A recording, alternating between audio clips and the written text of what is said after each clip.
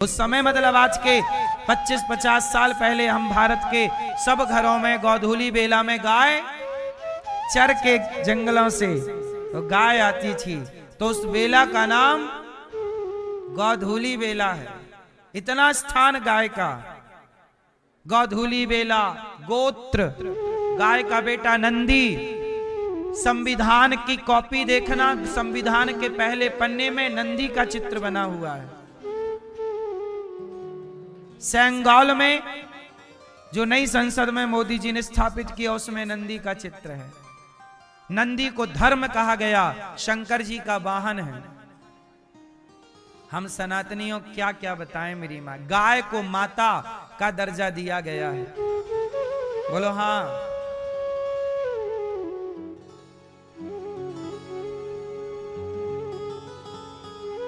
जीव हत्या तो किसी भी जीव की हत्या ना हो, पर गाय तो हमारी माता है।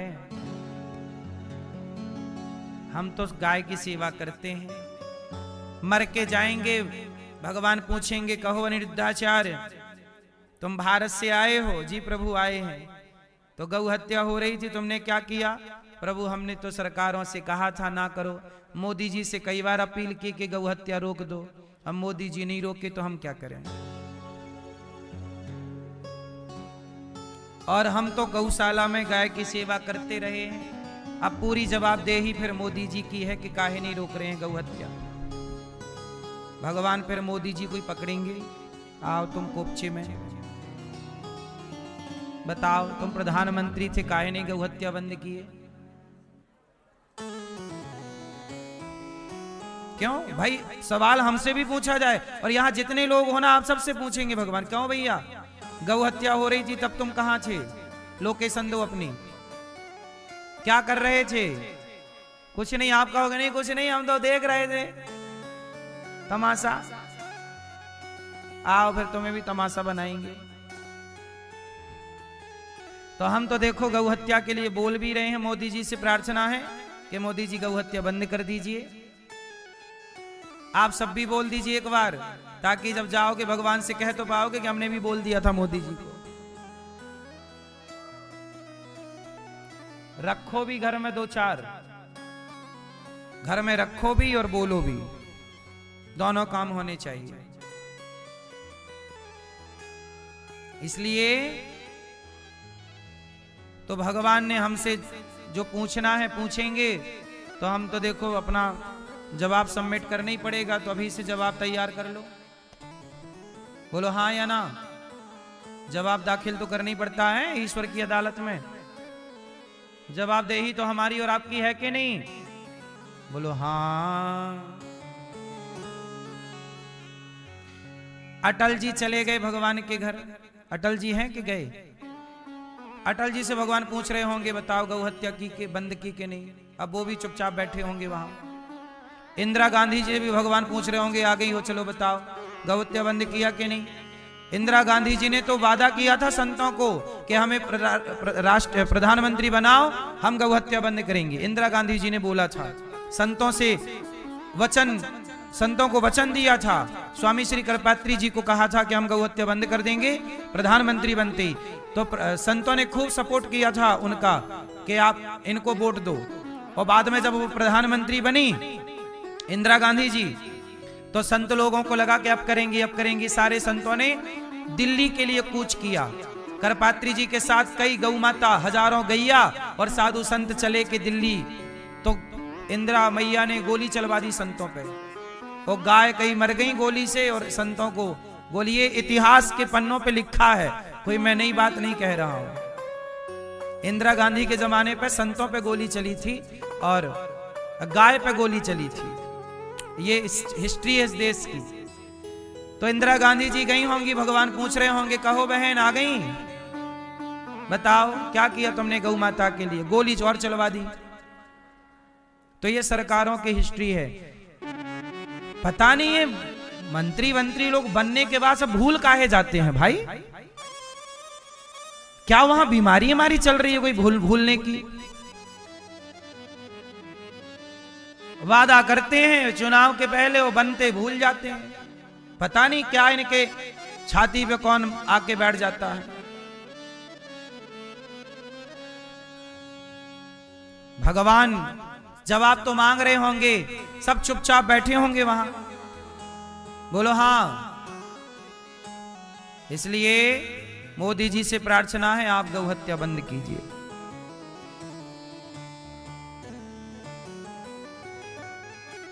कितने लोग आप कहेंगे मोदी जी से कि गौ हत्या बंद करो? मैया आप नहीं कहोगी?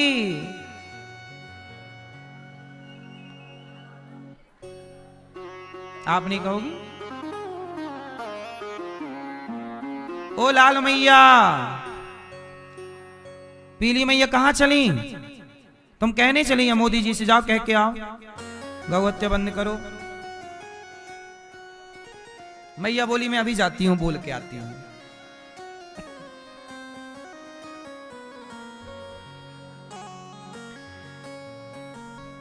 भगवान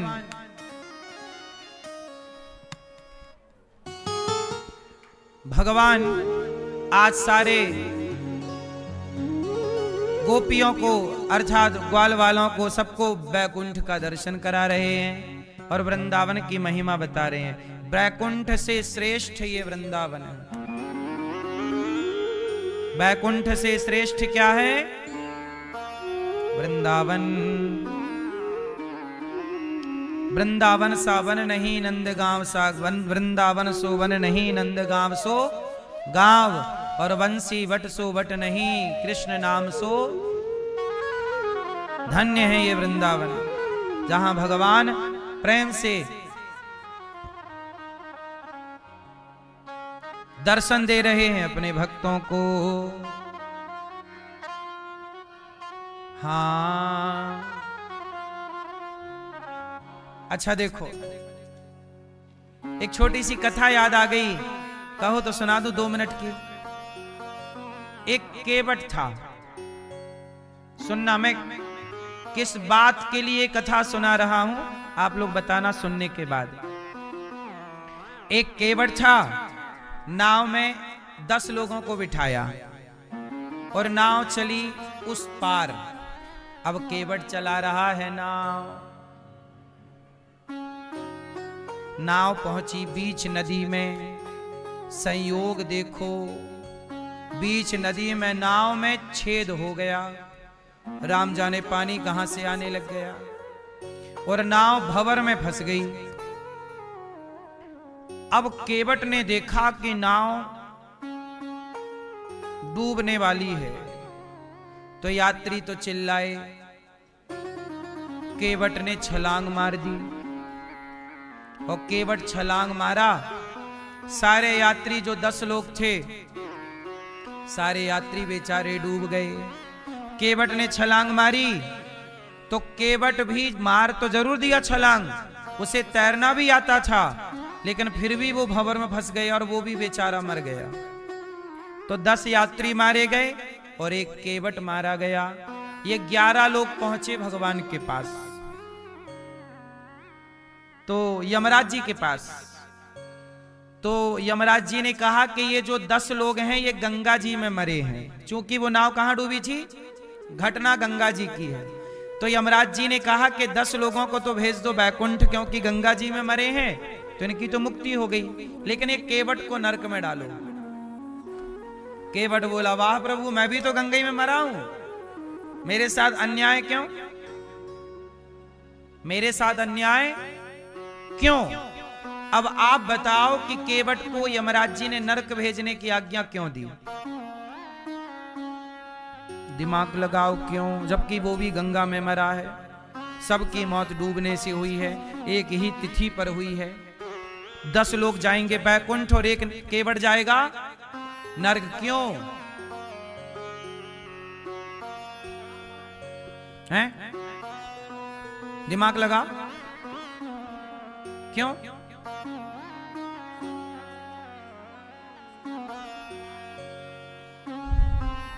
क्योंकि केवट ने उन 10 लोगों को बचाने की कोशिश नहीं की।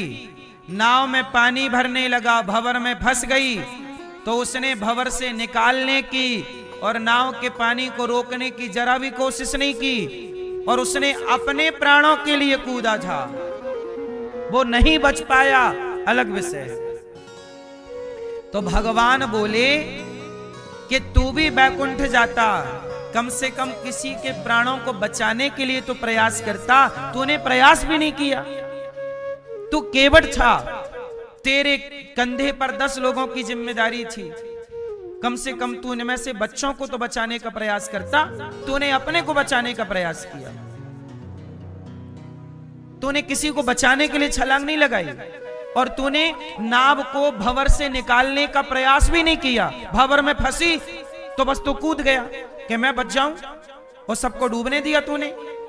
इसलिए जो स्वयं के बारे में सोचता है और किसी के बारे में नहीं सोचता, वो नरकगामी होता है। काश तू किसी और के लिए छलांग मारा होता तो तू सबसे पहले बैकुंठ जाता। इसलिए मेरी मां, जब गौ माता की हत्या इस देश में हो रही है, तो भगवान सवाल आपसे करेंगे ना कि तुमने प्रयास किया क्या उसको बचाने के लिए? नहीं किया तो चलो नरक चलो। इसलिए तुमने प्रयास नहीं किया, केवट ने प्रयास नहीं किया, इसलिए नरक गया। इसलिए गौ हत्या के लिए, गौ हत्या रोकने के लिए जो प्रयास नहीं कर रहे हैं वो भी नरकगामी होंगे। इसलिए प्रयास कीजिए, काम कीजिए। अपने अपने क्षेत्र के नेताओं से कहिए कि मुंह उठाए वोट मांगने मत चले आना, गौ माता की हत्या का पहले विधान रोकने का बनाओ। ऐसा, ये कथा इस गौ माता के प्रसंग की थी, इसलिए मैंने ये कथा सुना दी आपको कि देखो ये होता है कि हम अपने लिए सोचते हैं ना तो हम नरकगामी होते हैं। मरना तो सबको ही, आप भी मरोगे, मैं भी कौन सा रहूंगा, मैं भी तो मरूंगा। इंदिरा गांधी जी कौन से अभी हैं, सब चली तो गई। चाहे राजा हो या रंक, मरना सबको है। राष्ट्रपति हो या प्रधानमंत्री, मरना बस कुछ लोग अच्छा करके मरते हैं, कुछ लोग बुरा करके मरते हैं। आप देख लो कि आपको क्या करके जाना है। इसलिए ये दास अनिरुद्ध, देखो हमने तो छलांग मार दी किसी को बचाने के लिए। गौरी गोपाल आश्रम में हमारी 311 वृद्ध माएं रहती हैं। वो माएं जिनको अपनों ने साथ नहीं दिया, हमने तो इन माओं को बचाने के लिए छलांग मार दी ना। सेवा की, सेवा कर रहे, केवल अपने लिए नहीं कर रहे हैं कार्य, समाज की सेवा। 150 बच्चे गौरी गोपाल गुरुकुल में पढ़ते हैं, समाज की सेवा है ये। मैं तो अपने जवाब तैयार किए बैठा हूं कि मरूंगा तो भगवान पूछेंगे क्या क्या करके आया है, पूरी लिस्ट थमा दूंगा, प्रभु ये सब काम किया हूं। कुछ आप भी लिस्ट तैयार कर लेना मेरी माँ, क्योंकि जवाब सबको देना है, बचा कौन। यहां कितने भी मौज से रह लो, लेकिन ये मौज मस्ती छोड़ के एक दिन वहां जाना ही जाना है। इस सच्चाई को कोई भूले ना। आज भगवान ने बांसुरी बजाई, भगवान पिता रात्रि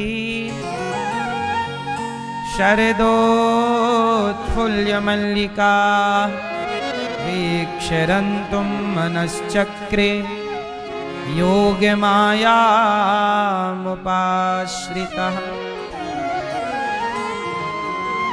आज यमुना के तट पर बांसुरी बजाई। आज भगवान रास रचाना चाहते हैं, सारी गोपियों को बुला रहे हैं, आओ राधा, ललिता, विशाखा, चंपकलता, तुंग देवी, आओ सब आओ। सारी सखियों को भगवान ने बुलाया, आओ आओ आओ। भगवान बुला रहे हैं, आओ आओ। किसे? राधा, ललिता। गोपियां काम छोड़ छोड़ के गाय दो रही थी एक, दोहंत्यो भी यो काश्चित दोहम हित्वा समुत्सुका। सब काम धाम छोड़ छोड़ के गोपियां दौड़ पड़ी। कृष्ण ने पुकारा, सारा काम छोड़ के चल पड़ी। अब भगवान सब गोपियों को बुला रहे हैं, गोपियां आ रही हैं। एक सखी आंखों में काजल लगा रही थी कि बांसुरी सुनाई पड़ी, आंखों का काजल छोड़ा और दौड़ पड़ी कृष्ण से मिलने के लिए। एक बच्चे को दूध पिला रही थी कि बच्चे का पेट भरा नहीं, बांसुरी सुनाई पड़ी, बच्चे को वहीं छोड़ा, दौड़ पड़ी श्री कृष्ण से मिलने के लिए। बोलो हाँ कि ना। दौड़ पड़ी भगवान से मिलने के लिए। चल रही हैं कृष्ण से मिलने के लिए, भगवान से मिलने के लिए सब कुछ छोड़ दिया सखियों ने।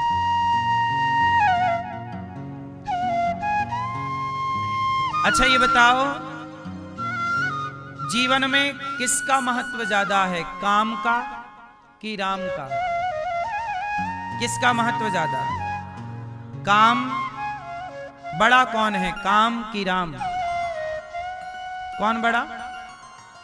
कौन? काम जरूरी है कि राम जरूरी है? क्या जरूरी है? काम। कितने लोग समझते हैं कि काम जरूरी है और कितने लोग मानते हैं कि राम जरूरी है?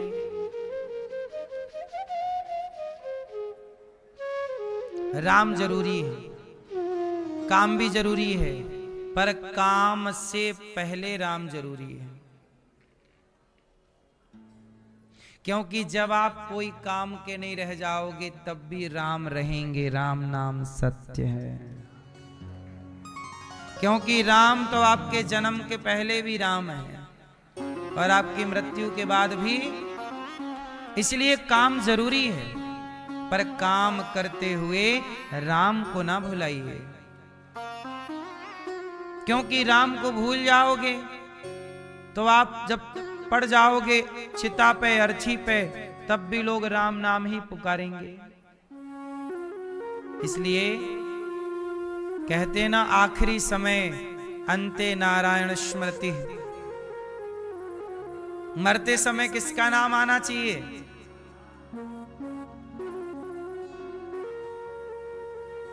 किसको?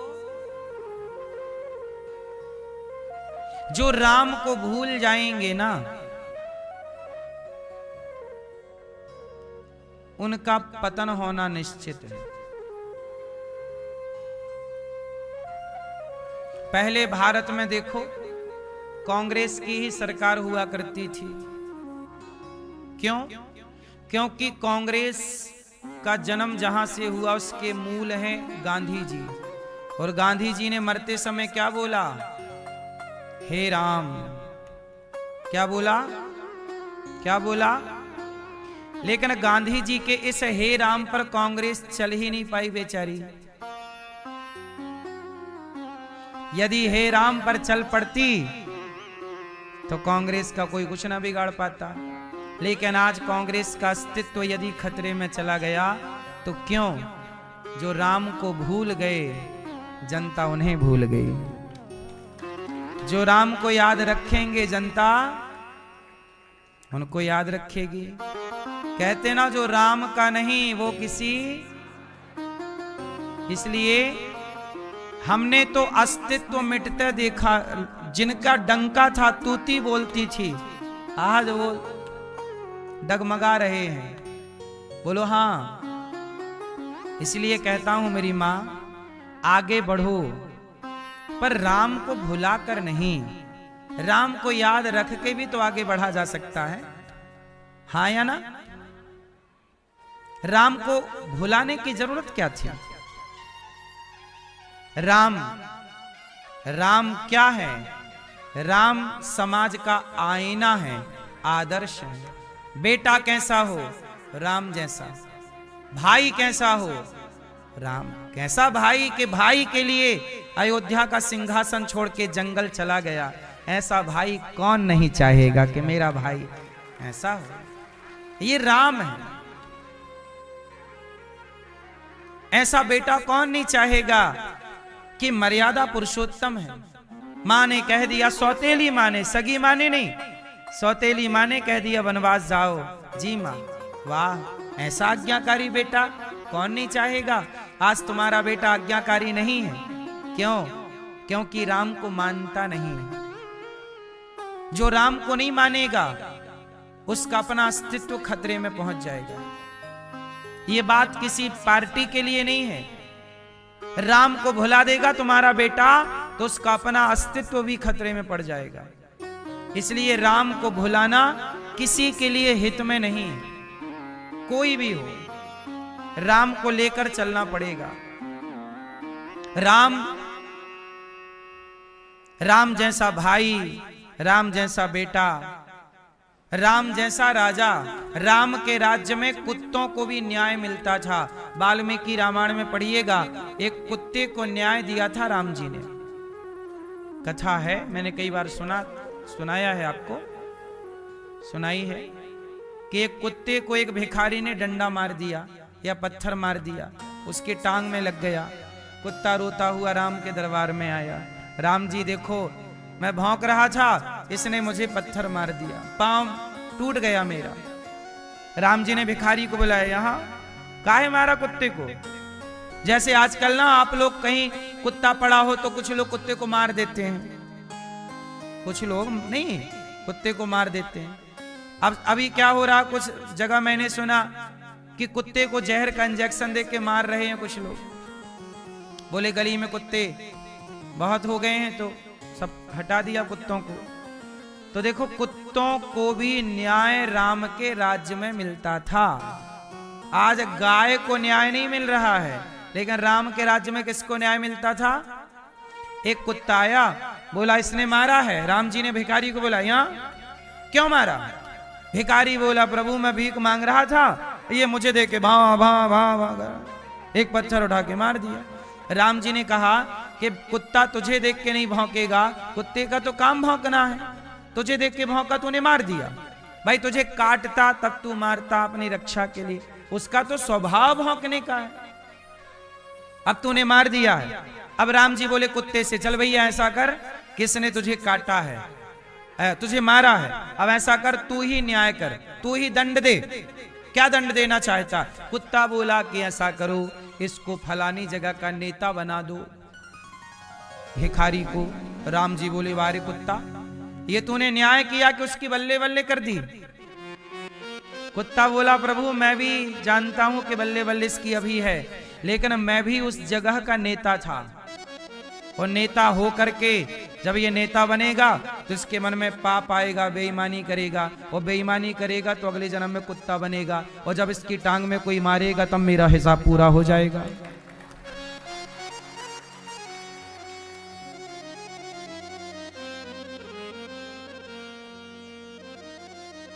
तो राम के राज्य में किसको न्याय मिला?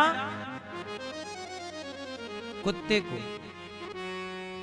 इसलिए राम जैसा बेटा, राम जैसा भाई, राम जैसा राजा, राम जैसा पति।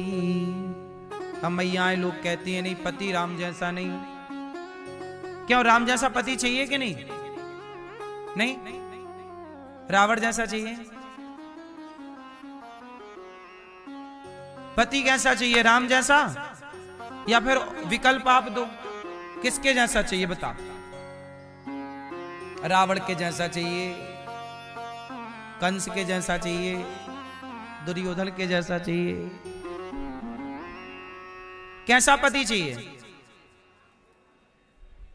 पति, अब कुछ माताएं बोलती हैं राम जी ने तो पत्नी को वनवास भेज दिया, काहे के राम जी अच्छे पति? नहीं, आप पूरा नहीं समझते।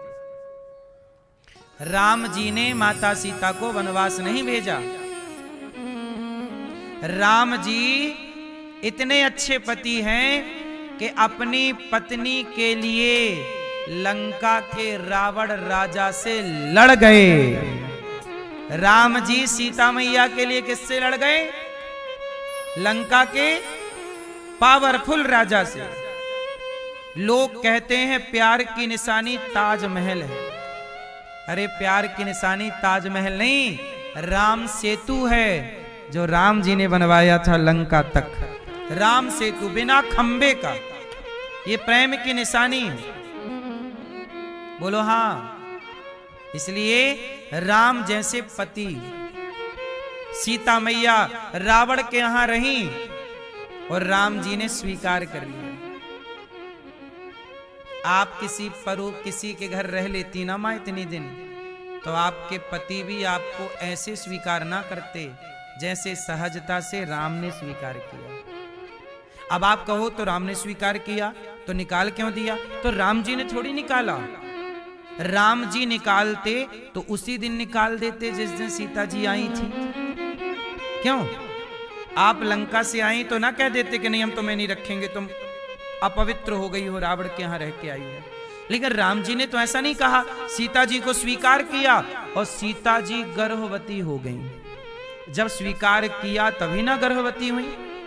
सीता मां जब गर्भवती हुई तब किसी तीसरे व्यक्ति ने, थर्ड पर्सन ने बोला, एक धोबी ने बोला अपनी पत्नी को कि मैं तुझे नहीं रखूंगा, तू रात को कहां रह गई थी? बोली मैं पानी बरसने लगा था, काम करने गई थी, तो केवट नाव चला नहीं पा रहे थे, तो रात को मैं उन्हीं की बहन मतलब उनकी पत्नी के संग सो गई थी, वहीं रुक गई थी उनके घर पे। केवट बोला नहीं, वो धोबी बोला कि नहीं मैं तुझे नहीं रखूंगा, मैं कोई राम छोड़ी हूं कि रावण के यहां रहकर आई सीता जी और रख लिया।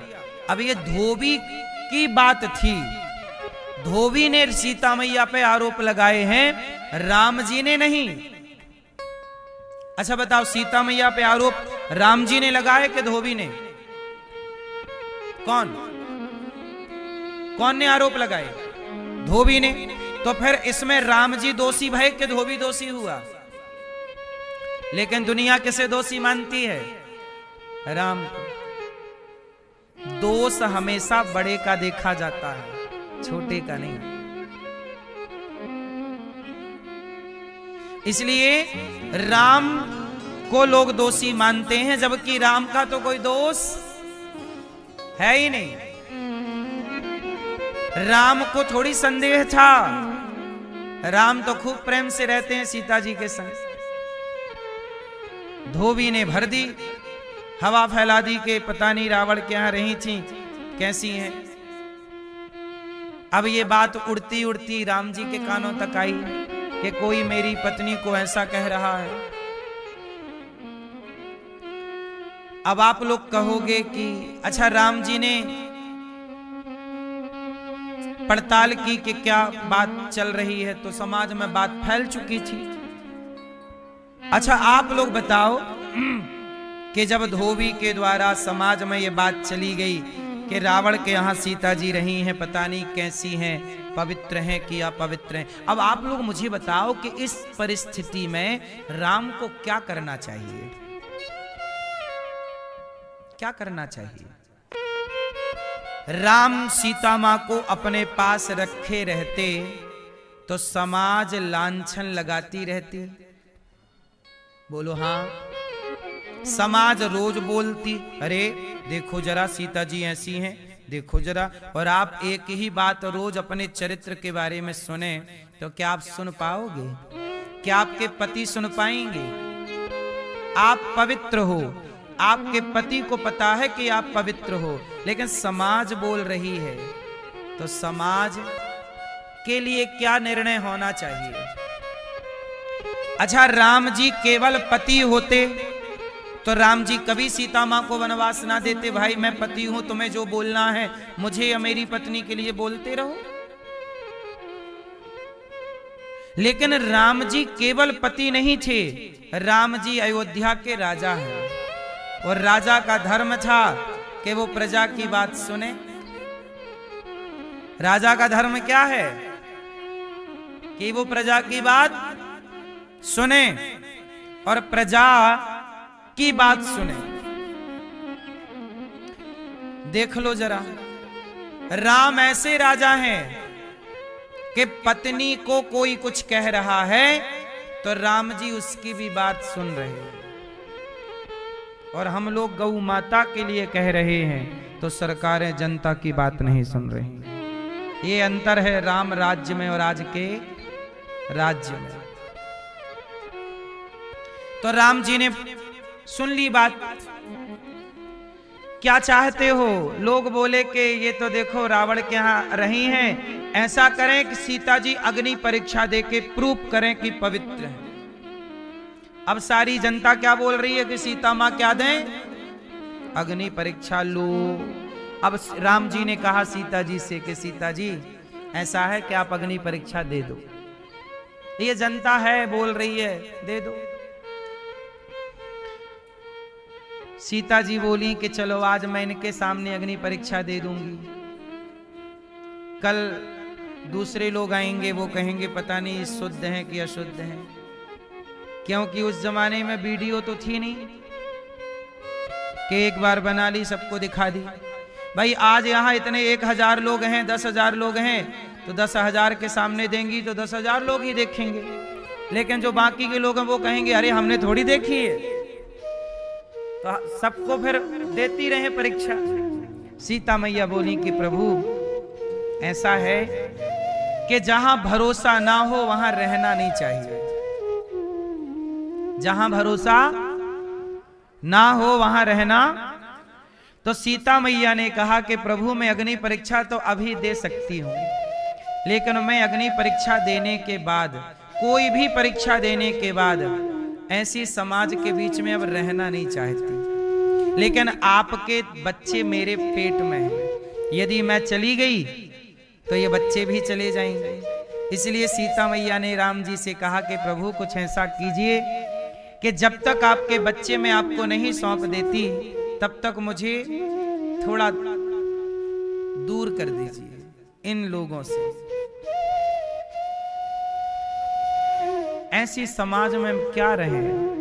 सीता मैया बोली कि मैं संतों के पास रहूंगी। देखो सीता जी पर समाज को भरोसा नहीं था, पर सीता जी पर संतों को भरोसा था। हाँ या ना, याद रखिएगा। सदा से सताए गए व्यक्ति के साथ सदा से साधु संत खड़े रहे हैं, चाहे वो सताई गई सीता माता ही क्यों ना हो। साधु संत सदा सताए गए लोगों के संग खड़े रहे। राम जी ने सीता मां को, अच्छा सीता मां बोली कि मुझे इन लोगों के बीच में नहीं रहना। अच्छा इसी बीच में एक घटना और घट गई, कहो तो बताऊं।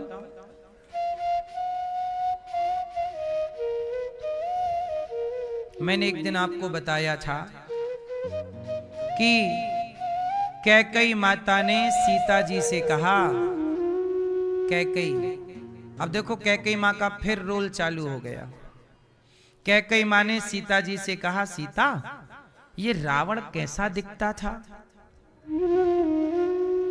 सीता जी बोली मैंने तो कभी देखा नहीं। अरे तुम तो लंका में थी। देखो कैकेयी मां सीता जी के मन को टटोल रही है। कैकेयी मां सीता मैया के मन को टटोल रही हैं, देख रही हैं कि इनके मन में क्या है। तो कैकेयी मां बोली कि सीता जरा ये बताओ कि ये रावण कैसा दिखता था, तुम तो रही हो। सीता जी बोली मां मुझे नहीं पता। क्यों, तुम तो लंका में थी। मां मैं थी जरूर, पर मैं रावण की ओर आज तक कभी नजर उठा के मैंने देखा नहीं, क्योंकि रावण से जब सीता मैया बात किया करती थी ना तो एक तिनका रख लेती थी। तृणधरी ओट कहत वैदेही। रावण यहां खड़ा होता था और सीता मैया तिनका को देखकर रावण से बात करती थी। किसकी ओर देखती थी? तिनके की ओर देखती थी, लेकिन रावण की ओर। ये भारत की नारी है, तिनका को देख लेगी पर पुरुष को नहीं देखेगी। ये भारत की नारी का परिचय है। सीता मैया तिनके को देख करके और रावण से, तो सीता मैया बोली मैंने रावण को नहीं देखा। तो कैकेयी मैया बोली अच्छा कुछ तो देखा होगा। तो सीता मैया बोली हाँ, जब रावण मेरा अपहरण करके ले जा रहा था, उसने जब मेरा हाथ पकड़ के मुझे अपने विमान में बिठाया तब मेरी नजरें झुकी थीं और मैंने उस समय रावण के पांव के अंगूठे को देखा था।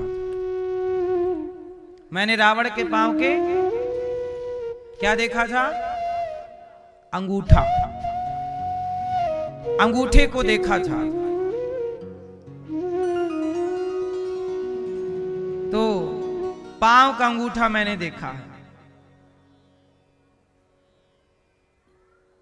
अब तो कैकेयी मां बोली ऐसा करो, जरा इस दीवार में जरा वो अंगूठा बनाओ, कैसा था रावण के पांव का अंगूठा। तो कलम उठाई माता सीता ने और रावण के पांव का अंगूठा बना दिया, पेंटिंग कर दी, ड्राइंग तैयार कर दी। अब अंगूठा बन गया।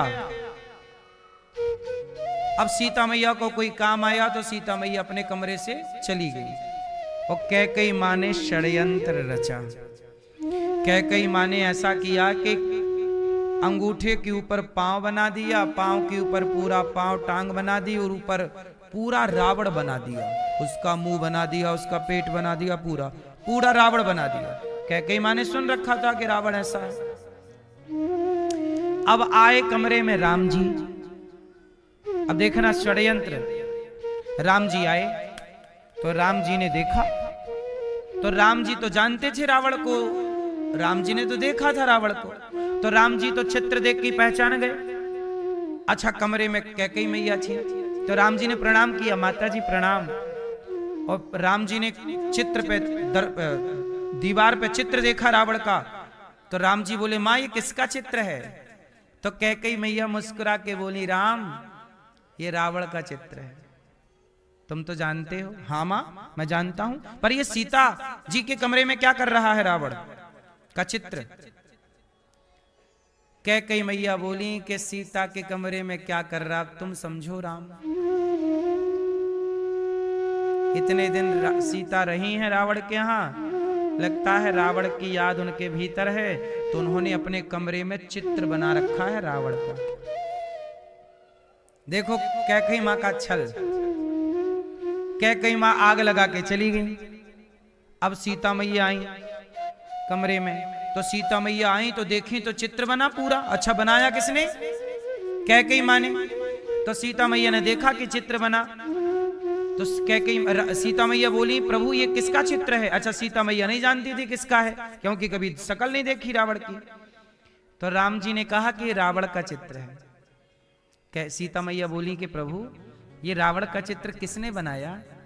राम जी बोले आपके कमरे में है तो आपने बनाया होगा। सीता मैया ने कहा प्रभु मैंने तो केवल पांव का अंगूठा बनाया, वो भी कैकेयी मैया ने मेरे से पूछा कैसा दिखता है रावण, तो मैंने बताया कि मैंने तो कभी देखा नहीं, मैंने अंगूठा देखा तो उन्होंने जिज्ञासा की कि बहू जरा बना के दिखाओ, तो मैंने बना दिया। इसके ऊपर पूरा उन्होंने चित्र बना दिया।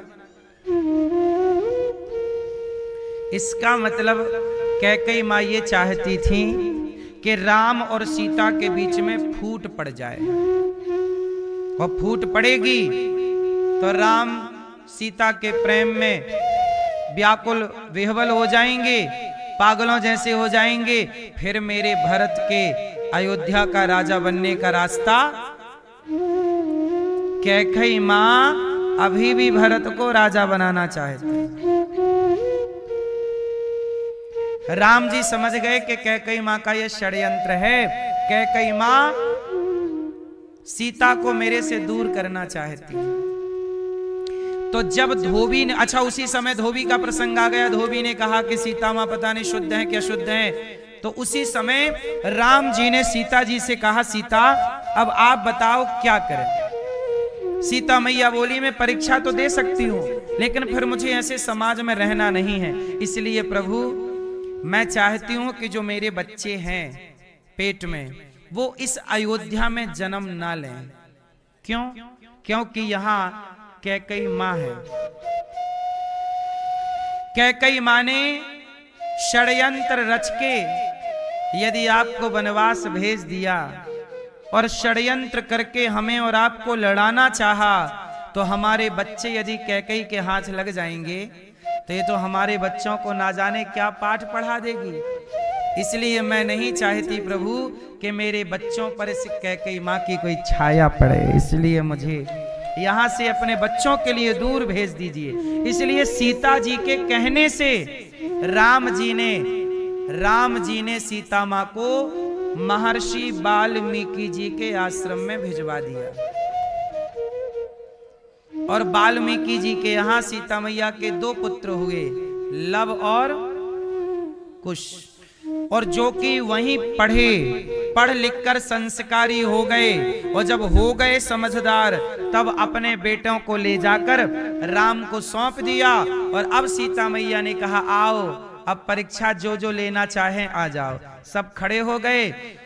तो अब पृथ्वी माँ से निवेदन कर रही है सीता माँ, हे पृथ्वी माँ, सीता मैया बोली, हे पृथ्वी माँ, यदि मैं पवित्र हूँ, रावण मुझे ले गया था, लेकिन रावण के बारे में मैंने स्वप्न में भी ना सोचा हो। मैंने राम के सिवा किसी और पुरुष का स्वप्न में भी चिंतन ना किया हो। यदि मैं गंगा की तरह पवित्र हूँ, यदि मैं अग्नि की तरह पवित्र हूँ, तो हे पृथ्वी माँ, मुझे अपनी गोद में स्थान दे दो मेरी माँ।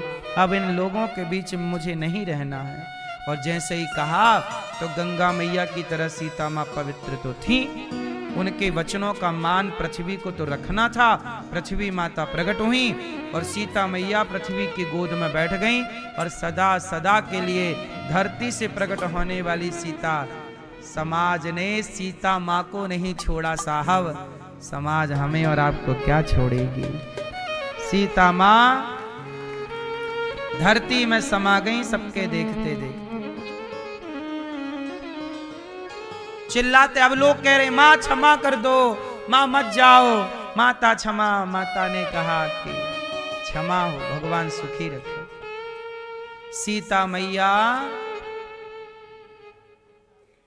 समा गई, लव कुश राम के हाथ में। अब बताइए, ये पूरी कथा सुनने के बाद बताओ आपको किसका दोष नजर आया सीता मैया के वनवास में। ये पूरी कथा है।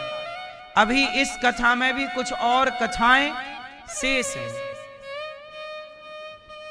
लेकिन इतना जितना आपने सुना, इस पूरी बात को सुनने के बाद बताओ दोषी कौन है? सीता मां के वनवास का दोषी कौन? कौन? जोर से कौन? समाज, लोग। लेकिन दोष किसे दिया जाता है? राम को। राम को कोई दोष, राम का क्या दोष है? मैंने पूरी बात समझाई कि राम का क्या दोष था। कुछ दोष कैकेयी का है, कुछ दोष समाज का है। इसलिए कहता हूं कि दोष समाज क्या कहती है कहने दो, लोग क्या बोलते हैं बोलने दो, आप तो अपनी मस्ती से चला करो अपने लक्ष्य की ओर।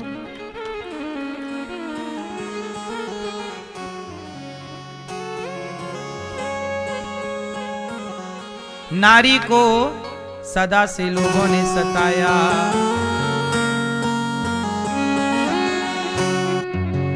हो नारी का भाग्य भगवन तूने कैसा बनाया है। नारी का भाग्य भगवन। नारी के भाग्य में क्या है? केवल दुख, केवल कष्ट। चाहे नारी किसी भी युग की क्यों ना हो। नारी का भाग्य भगवन, नारी का भाग्य भगवन तूने कैसा बनाया है।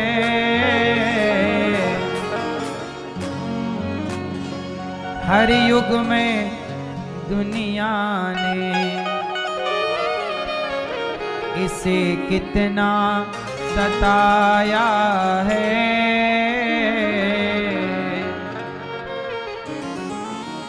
नारी का भाग्य भगवन तूने कैसा बनाया है। हर युग में दुनिया ने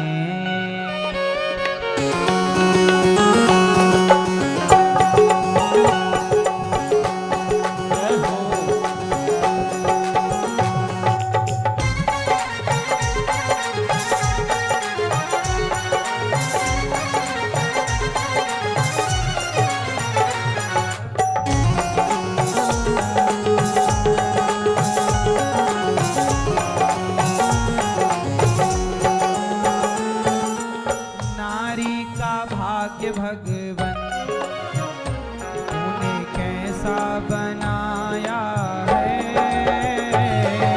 नारी का भाग भगवन तूने कैसा बनाया है।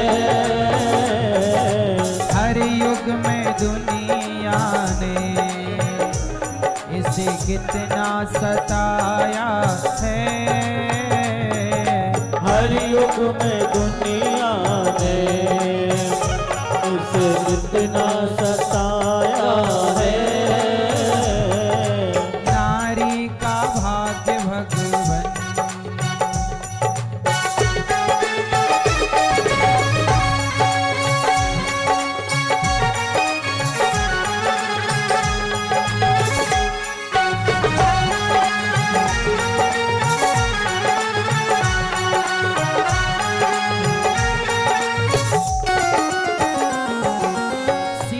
जैसी नारी को रावण ने सताया है। ओ सीता जैसी नारी को रावण ने सताया है। सीता जैसी नारी को रावण ने सताया है। जैसी नारी को रावण ने सताया है। उनकी प्रजा ने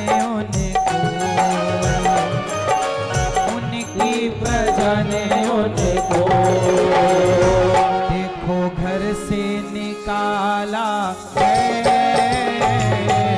उनकी प्रजा ने उनको घर से निकाला है। उनकी प्रजा ने उनको मिथ्या दोष लगाया है। उनकी प्रजा ने उनको मिथ्या दोष लगाया है। नारी का भाग्य भगवन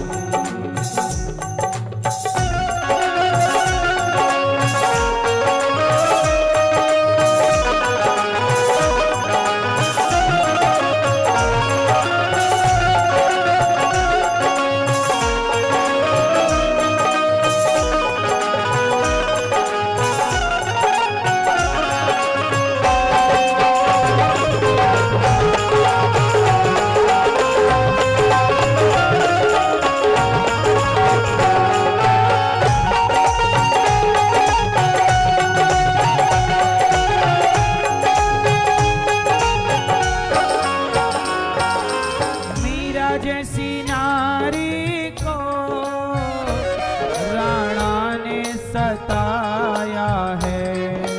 ओ मीरा जैसी नारी को राणा ने सताया है। नारी चाहे सीता जैसी हो या मीरा जैसी, समाज ने सताया दोनों को। मीरा जैसी नारी को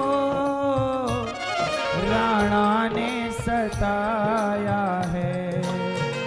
हाँ मीरा जैसी नारी को राणा ने सताया है।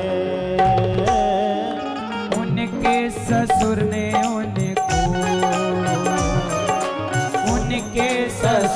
उनको प्याला विष का पिलाया है। उनके ससुर ने उनको प्याला विष का पिलाया है। नारी का भाग भगवन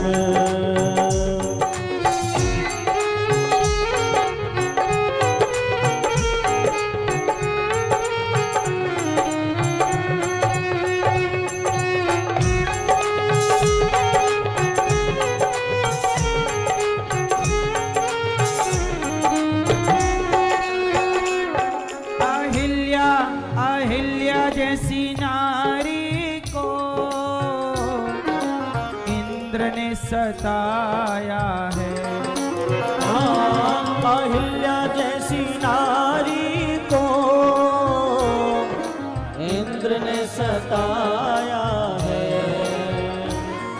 इंसानों ने छोड़ दो, देवताओं ने भी सताया है यहाँ की नारियों को। अहिल्या जैसी नारी को इंद्र ने सताया है। अहिल्या जैसी नारी को इंद्र ने सताया है। उनके पति ने उनको, उनके पति ने उनको पत्थर का बनाया है। उनके पति ने उनको पत्थर का बनाया है। नारी का भाग्य भगवान तूने कैसा बनाया है। नारी का भाग्य भगवान कलयुग के बच्चों ने अपनी माँ को सताया है। ओ कलयुग के बच्चों ने अपनी माँ को सताया है। कलयुग के बेटों ने अपनी माँ को सताया है। ओ कलयुग के बेटों ने अपनी माँ को सताया है। खुद के ही बच्चों ने, खुद के ही बेटों ने उन्हें घर से निकाला है। खुद के ही बेटों ने उन्हें घर से निकाला है। नारी का भाग्य भगवान तूने कैसा बनाया है। नारी का भाग्य भगवान तूने कैसे बनाया है। ओ नारी का भाग भगवन तूने कैसा बनाया है।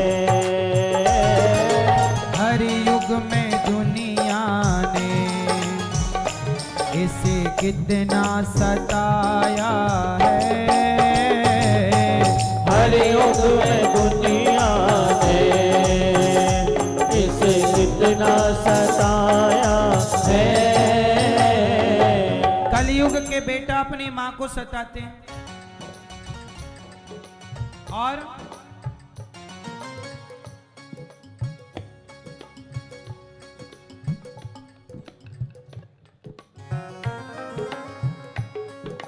कलयुग में नारी को पति ने सताया है। ओ कलयुग में नारी को पति ने सताया है। उनके ही पतियों ने, उनके ही पतियों ने उन्हें जिंदा जलाया है। उनके ही पतियों ने उन्हें जिंदा जलाया है। किन्होंने जिंदा जलाया? जिन्होंने दहेज की डिमांड। कलयुग में नारी को दहेज ने सताया है। ये दहेज के कारण सब पति नहीं,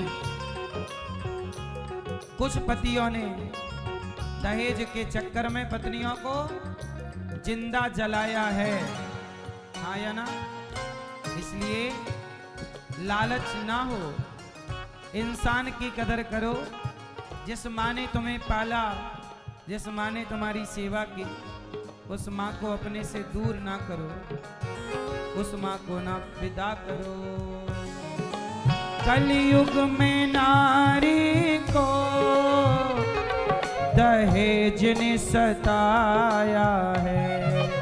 ओ कलयुग में नारी को दहेज ने सताया है। उनके ही पतियों ने लालचवश, उनके ही पतियों ने उन्हें जिंदा जलाया है। उनके ही पतियों ने उन्हें जिंदा जलाया है। नारी का भाग भगवन तूने कैसा बनाया है। नारी का भाग्य भगवान तूने कैसा बनाया है। नारी का भाग्य भगवन तूने कैसा बनाया। तूने कैसा बनाया है।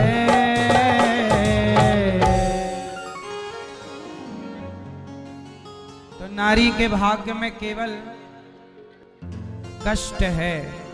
इसलिए आपसे मेरी प्रार्थना है कि आप यदि नारियों का सम्मान करना चाहती हो, मेरी माँ, नारियों को सुखी देखना चाहती हो, तो आप अपने बेटों को ऐसा बनाना कि वो नारी का सम्मान करने वाला हो।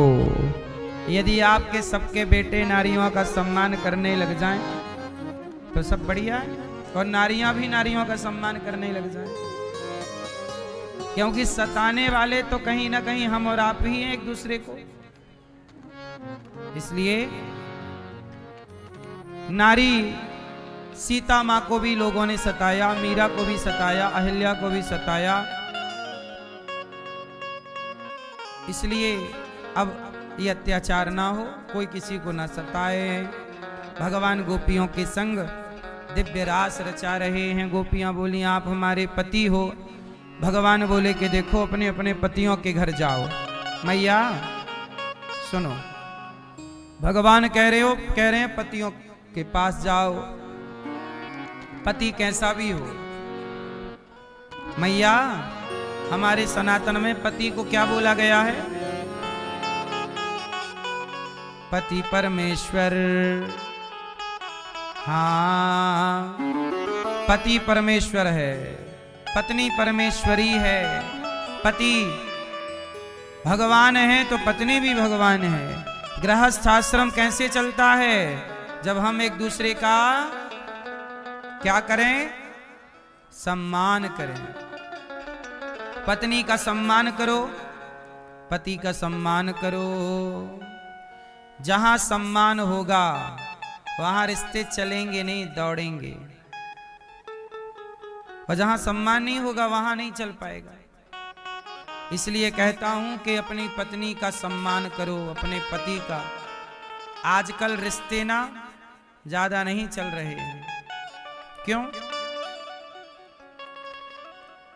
अच्छा मैं ये एक बात बताओ, आपकी थाली में यदि दाल चावल सब्जी रोटी है और एक तरफ 4 तरह की सब्जियां हैं, 3 तरह की दाल हैं, 4 तरह की रोटी हैं, कई प्रकार के चावल की वैरायटियां हैं और नाना प्रकार का, तो ज्यादा भोजन जब हो तो ज्यादा खबता है कि कम हो तब ज्यादा खबता है? उत्तर है?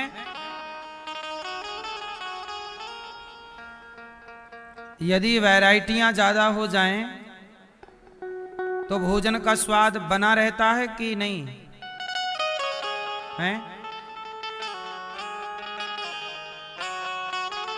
यदि आपके पास दाल चावल सब्जी रोटी है तो आप वही खाओगे और वही अच्छी लगेगी। पर और भी विकल्प हो जाएं तो फिर वो दाल चावल सुहाएगी नहीं। बोलो हाँ, सही है। इसलिए रिश्तों में विकल्प नहीं होना चाहिए। रिश्तों में क्या नहीं होना चाहिए? आजकल ना विकल्प ज्यादा है। लड़की लड़का शादी के पहले उनका इलू इलू चल पड़ता है, तो जब 3-4 जगह इलू इलू हो गया तो फिर एक के खूंटे पे बंध के कौन रहेगा? एक के नहीं रह पाएंगे। अब तो आदत लग गई है ना, बाजार का भोजन करने की आदत लग जाए। क्यों? तो घर की रोटी अच्छी। ऐसे ही कि बाहर विकल्प ज्यादा मिल गया आज समाज को, बाहर लड़का लड़की ज्यादा, वहां मन लग गया, तो अब जो पति है घर का, जो पत्नी है वो अच्छी नहीं लग रही है। अच्छा पहले क्या था? विकल्प नहीं थे, सब लोग मर्यादाओं में रहते थे। कोई स्त्री किसी पुरुष को अपने करीब आने नहीं देती थी। पहले स्त्री अपने करीब किसी को नहीं आने देती थी। पहले चरित्र का बड़ा ख्याल रखते थे लोग। अब आजकल तो, कल एक बहन मुझे बता रही थी प्रश्नोत्तरी में कि कॉलेज की उनकी जो जानने वाली लड़कियां हैं, बोले वो लड़कों को छेड़ती हैं। तो आजकल तो कुछ जगह कुछ लड़कियां लड़कों को, पहले सुना था लड़के छेड़ते हैं लड़कियों को, अब सुनने में क्या आने लगा कि लड़कियां छेड़ती हैं। क्यों, ये बात सही है कि नहीं? लड़कियां छेड़ती हैं क्या? ये बहन बता रही हैं छेड़ती हैं लड़कियां भी। क्यों? हाँ देखो, लड़कियां भी छेड़ती हैं लड़कों को। अब लड़का छेड़े ना छेड़े, तो वही है ना कि आजकल शादी के पहले 4-6 जगह लड़का का लड़की का इलू इलू हो जाता है। बोलो हाँ। तो फिर एक की बनकर, एक की पत्नी बनकर, एक का पति बनकर वो रहना, इसलिए तलाक ज्यादा हो रहे हैं। ऑप्शन ज्यादा हैं आजकल, पहले ऑप्शन नहीं थे, विकल्प। बोलो अच्छा ये बताओ, क्या आज तक सुना आपने कि किसी बेटे ने मां से तलाक ले लिया हो? नहीं। क्यों? ये सुना होगा कि बेटे ने मां को घर से निकाल दिया, लेकिन निकाल करके दूसरी मां बना ली, ये तो नहीं सुना। क्योंकि मां और बेटे के बीच में कोई विकल्प नहीं है। बाप और बेटे के बीच में कोई विकल्प, बाप बेटे का तलाक नहीं होता, मां बेटे का तलाक नहीं होता, विकल्प नहीं है। इसलिए वो रिश्ते पक्के हैं, सदा के लिए। बोलो हाँ, बाप सदा के लिए वही रहेगा। मां तुम मानो ना मानो, तुम भले अपमानित करो, अपनी मां को निकाल दो, लेकिन मां तो वही तुम्हारी सदा मां रहेगी, वहां कोई विकल्प। ऐसे हमारे सनातन में पति पत्नी है कि विवाह हो गया तो कोई विकल्प नहीं है, सदा रहना है। तो पहले के रिश्ते चलते थे, कहां तलाक होते थे? क्योंकि विकल्प नहीं था। आजकल विकल्प हैं, पहले विकल्प नहीं था तो लोग उसी पत्नी के साथ प्रेम से, उसी पति के साथ प्रेम से, चाहे बूढ़ा हो, चाहे गोरा हो, चाहे काला हो। ये तो गाने जब से बन गए तब से बिगड़ गए, लोक समाज बिगड़ गया। अब लोग क्या गा रहे हैं, क्या करूं राम मुझे बुढ़ा मिल गया। जब तक ये गाना नहीं बना था तब तक बुढ़ा ही ठीक था। अब गाना बन गया तो लोग कह रहे हैं बुढ़ा है। बोलो हाँ कि ना? तो पहले के लोग बहुत प्रेम से रहते थे। आज हम आपसे यही प्रार्थना करते हैं कि पत्नी और पति के बीच में रिश्तों में प्रेम चाहिए, समर्पण चाहिए, सहनशीलता चाहिए, सब जरूरी है। सहनशीलता है तो रिश्ता चलेगा। भगवान कृष्ण कह रहे हैं जाओ पति के पास। गोपियां बोली आप हमारे पति हो। अच्छा सच बताओ, पति कौन आपके? आपके पति कौन है? आपके पति हैं, और जो आपके वाले हैं मांग वांग भरने वाले, वो कौन है?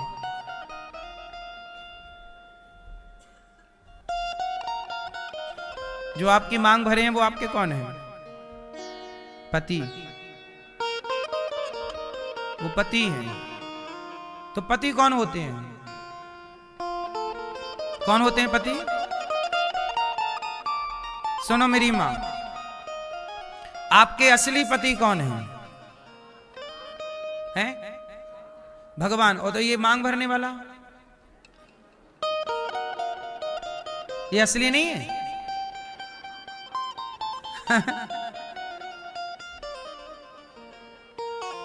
सुनो, ये मांग भरने वाला फोटोकॉपी है, ओरिजिनल प्रति भगवान ही है सबकी। तुम हो एक अगोचर सबके प्राण, सबके प्राणों के पति भगवान हैं, सबके पति भगवान हैं। आप लोग खुद गाते हो, तुम हो एक अगोचर सबके प्राणपति, सबके पति भगवान। तो फिर ये जो आपके हैं छगन लाल, ये कौन है? ये आपके छगन लाल जी जो हैं, ये आपके एक जन्म के कुछ वर्षों के पति हैं, और ये भी शरीर के पति हैं, है ना? ये सांसारिक व्यवहार निभाने के लिए पति बने हैं। हमारे असली पति भगवान हैं। जब ये पति नहीं मिले थे तब भी हमारे पति वही थे, जब ये पति नहीं रहेंगे तब भी हमारे पति वही रहेंगे, सदा पति वही। इसलिए इन पति के संग रहो, इन पति में अपने परमेश्वर का दर्शन करो। जब तक ये पति है तो इसमें परमेश्वर का दर्शन करो, और जब ये पति उस परमेश्वर में पंच तत्वों में लीन हो जाए तो उस परमेश्वर से नाता जोड़े रखिएगा। तो ये तो देखो कुछ वर्षों के लिए हमें मिलते हैं, पत्नी थोड़े समय के लिए, पति थोड़े समय के लिए। बोलो हाँ। चूंकि संसार में सृष्टि उत्पन्न करनी है ना, बच्चे पैदा करने हैं, तो बच्चे पैदा क्या, जानवर जानवर तो क्या शादी ब्याह करते नहीं? कुत्ते बिल्ली कहाँ शादी करते हैं? सुना आपने कि आज कुत्ता सज के जा रहा हो, चलो आज फलानी का ब्याह है? नहीं, कुत्ते लोग बेचारे शादी नहीं कर सकते, न बिल्ली करती न चिड़िया करती, लेकिन हम मनुष्य हैं, हम लोगों के अंदर धर्म है। अच्छा, कुत्ते बिल्ली क्या है, शादी के बिना ही बच्चे पैदा कर लेते हैं। ऐसे आजकल कुत्तों की तरह हमारे देश में एक संस्कार आया है, लिव इन। वो भी बिल्कुल कुत्तों से प्रभावित है। जैसे कुत्ते शादी के पहले बच्चे कर लेते हैं, कुत्तों में शादी वादी होती नहीं है, ऐसे आजकल लिव इन वाले भी कह रहे हैं शादी नहीं करेंगे, वो कुत्ते ही वाला सेटअप ठीक है उनका। तो ये तो कुत्ता बिल्ली वाला कल्चर है। हमारे देश के कुत्ते रहते हैं ना लिव इन में, तो आजकल लोगों को इंसान से कुत्ता बिल्ली बनना है तो बन रहे हैं बेचारे। लेकिन आप और हम धर्म वाले हैं, तो जिस पुरुष से बच्चा पैदा करना हो उससे पहले विवाह करना पड़ेगा। उस स्त्री से पहले विवाह करो, विवाह करो, अग्नि साक्षी मानो, अग्नि के फेरे करो, परिक्रमा करो, मंत्र उच्चारित होगा, ईश्वर की साक्षी होगी, पहले विधान से विवाह होगा, जो आपके योग्य वर है, वधू है, उससे ब्याह करो, फिर संतान उत्पत्ति करो। क्योंकि संतान उत्पत्ति के लिए ये सारा, और आपको पत्नी पति बन के यज्ञ का अधिकारी बनना है, इसलिए ये सब होता है। तो ये पति है, संतान उत्पत्ति हो गई, अब आपका सांसारिक कार्य पूरा हो गया, क्योंकि सृष्टि का निर्माण भी जरूरी है। उत्पत्ति नहीं होगी तो कैसे क्रम चलेगा। अब आप पति पत्नी के बंधन से मुक्त हैं। 50 साल के हो गए ना, आपका गृहस्थ आश्रम कितने साल का होता है? गृहस्थ आश्रम 25 साल का होता है। 25 साल की शादी होगी, 25 साल में आपकी शादी हुई, तो 25 साल तक गृहस्थ में रहो, टोटल आपकी आयु हो गई 50 साल। 50 साल के बाद गृहस्थ आश्रम एक्सपायर हो जाता है। बोलो हाँ। 4 आश्रम होते हैं ना, ब्रह्मचर्य, गृहस्थ, वानप्रस्थ और संन्यास तो गृहस्थाश्रम 25 वर्ष का है, तो पति पत्नी 25 साल तक साथ रहो, गृहस्थाश्रम में रहो। फिर गृहस्थाश्रम हो गया पूरा, फिर रहो पति पत्नी के भाव से, रहो साथ में, पर पति पत्नी का भाव मिटाओ और बड़े प्रेम से भक्त बनकर दोनों भगवान का चिंतन करो। दोनों समर्पण कर दो भगवान, दोनों का कल्याण होगा। अब दोनों चित्त हटा लो जगत के भोग विलास से, बोलो हाँ। एक उम्र तक सब सही लगता है, बच्चे पैदा करो, सांसारिक सुख भी लेना चाहिए, सांसारिक सुख जरूरी है, लेकिन उस सुख का कोई अंत नहीं है, ये याद रख के लेना, क्योंकि इस सुख का कोई अंत नहीं है। एक टाइम बाद धीरे से चित्त को हटाना पड़ता है, धीरे से मन को भगवान में लगाना है और पूर्ण समर्पण कर देना, यही जीवन का चक्र है। इतना नहीं समझे तो फिर उलझे